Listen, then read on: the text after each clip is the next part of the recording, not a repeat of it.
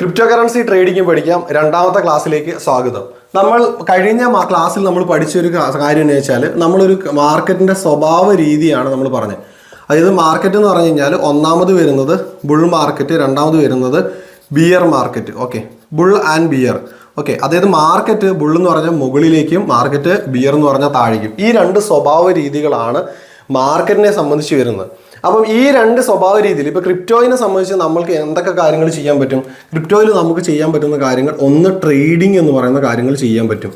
Okay, trading എന്ന് പറയുന്ന കാര്യം. രണ്ടാമത് ഇൻവെസ്റ്റ്മെൻറ്റ് എന്ന് പറയുന്ന കാര്യങ്ങൾ ചെയ്യാൻ പറ്റും. ഇൻവെസ്റ്റ്മെൻറ്റ്. ഓക്കെ, അപ്പോൾ എന്താണ് ട്രേഡിങ്ങും ഇൻവെസ്റ്റ്മെൻറ്റും തമ്മിലുള്ള വ്യത്യാസം എന്ന് നമ്മൾ ആദ്യം മനസ്സിലാക്കണം.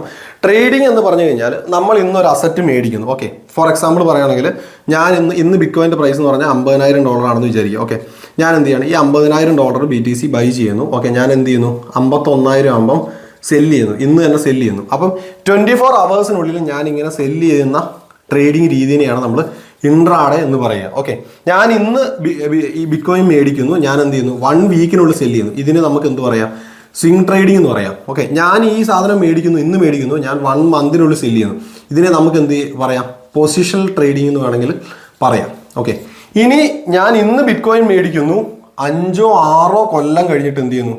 സെല്ല് ചെയ്യുന്നു. ഇതാണ് ഇൻവെസ്റ്റ്മെൻറ്റ്. ഓക്കെ, അപ്പം എന്താണ് ട്രേഡിങ്? ട്രേഡിങ്ങും ഇൻവെസ്റ്റ്മെൻറ്റും എന്താണെന്നാണ് മനസ്സിലാക്കേണ്ടത്. ഒന്ന് ട്രേഡിങ്, രണ്ടാമത് ഇൻവെസ്റ്റ്മെൻറ്റ്. ഓക്കെ, ഒന്നാമത്തെ സംഭവം എന്ന് പറഞ്ഞു കഴിഞ്ഞാൽ ഞാൻ ബിറ്റ്കോയിന് $50,000 മേടിക്കുന്നു. ഇന്ന് 24 hours ആണ് ടൈം പീരീഡ്. ഈ 24 hours ഞാൻ സെല്ല് ചെയ്യുന്ന സംഭവത്തിനാണ് നമ്മൾ എന്ത് പറയുക? ഇൻട്രാഡേ ട്രേഡിംഗ് എന്ന് പറയുക. ഞാൻ ബിറ്റ്കോയിൻ ഇന്ന് മേടിക്കുന്നു, ഞാൻ എന്ത് ചെയ്യാണ്? 1 വീക്കിനുള്ളിൽ സെല്ല് ചെയ്യുന്നു. അതിനെയാണ് നമ്മൾ സ്വിംഗ് ട്രേഡിംഗ് എന്ന് പറയുക. 1 വീക്ക്. ഓക്കെ, ഇനി ഞാൻ ഇന്ന് ബിറ്റ്കോയിൻ മേടിക്കുന്നു, ഞാൻ 1 മന്തിനുള്ളിൽ സെല്ല് ചെയ്യുന്നു. അതിന് നമുക്ക് പൊസിഷണൽ ട്രേഡിംഗ് എന്ന് പറയാം. ഓക്കെ, അപ്പോൾ ഇനി ഞാൻ ബിറ്റ്കോയിൻ മേടിക്കുന്നു, ഞാൻ 5 മിനിറ്റിനുള്ളിൽ സെല്ല് ചെയ്യുന്നു. ഇതിന് നമുക്ക് സ്കാൽപ്പിംഗ് എന്ന് പറയാം. ഓക്കെ, സ്കാൽപ്പ് ട്രേഡിംഗ് എന്ന് പറഞ്ഞാൽ എന്താണ്?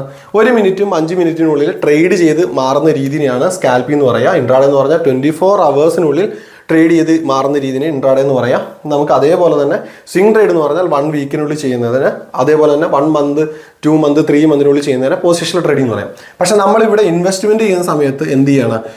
ഒരു വർഷമോ 2 വർഷമോ 3 വർഷമോ 4 വർഷമോ ഒക്കെ നമ്മൾ മേടിച്ചിട്ട് ഹോൾഡ് ചെയ്ത് സെല്ല് ചെയ്യുന്നു. അല്ലെങ്കിൽ നമ്മൾ എന്ത് ചെയ്യണം? മന്ത്ലി SIP പോലെ മേടിക്കുന്നു. ഫോർ എക്സാമ്പിൾ SIP എന്ന് പറഞ്ഞാൽ എന്താണ്?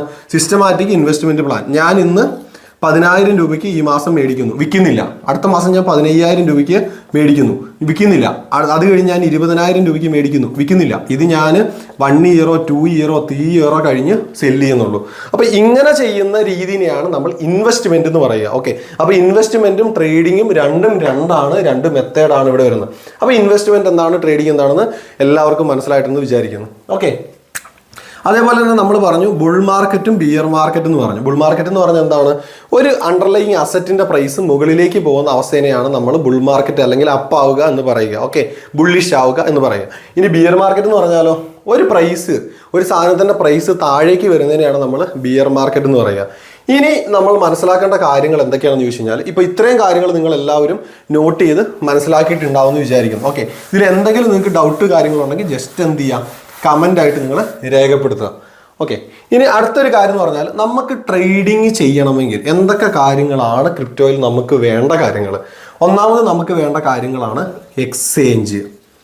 ഓക്കെ, നമ്മൾ ട്രേഡ് ചെയ്യാൻ വേണ്ടിയിട്ട് നമുക്ക് എക്സ്ചേഞ്ച് വേണം. അതേപോലെ തന്നെ നമുക്ക് എന്ത് വേണം? നമ്മൾ ഈ ക്രിപ്റ്റോ കാര്യങ്ങൾ ഹോൾഡ് ചെയ്യുന്ന സാധനം എന്താണ്? വാലറ്റ്. ഓക്കെ, വാലറ്റ് വേണം, എക്സ്ചേഞ്ച് വേണം. ഈ 2 കാര്യങ്ങളാണ് നമ്മൾ ക്രിപ്റ്റോയിലേക്ക് വരുന്ന സമയത്ത് നമ്മൾക്ക് വേണ്ട കാര്യങ്ങൾ. അപ്പോൾ എന്താണ് എക്സ്ചേഞ്ചും എന്താണെന്ന് വാലറ്റും നമ്മൾക്ക് പതിയെ പഠിക്കാം.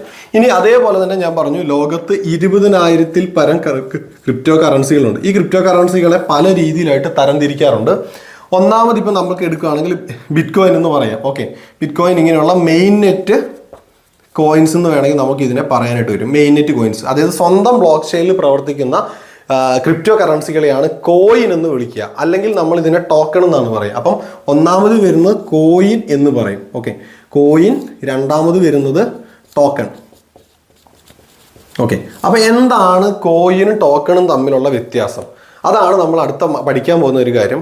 ടോക്കൺ എന്ന് പറഞ്ഞു കഴിഞ്ഞാൽ, കോയിൻ എന്ന് പറഞ്ഞാൽ, ഇപ്പം നമ്മൾ നമ്മുടെ സ്വന്തം വീട്ടിൽ നിൽക്കുകയെന്ന് വിചാരിച്ചോ. സ്വന്തം വീട്ടിൽ നിൽക്കുന്നു, നമ്മൾ നമ്മുടെ കാര്യങ്ങൾ ചെയ്യുന്നു, ആക്ടിവിറ്റി സംഭവങ്ങൾ ചെയ്യുന്നു. ഇതിനെ നമുക്ക് എന്ത് പറയാം?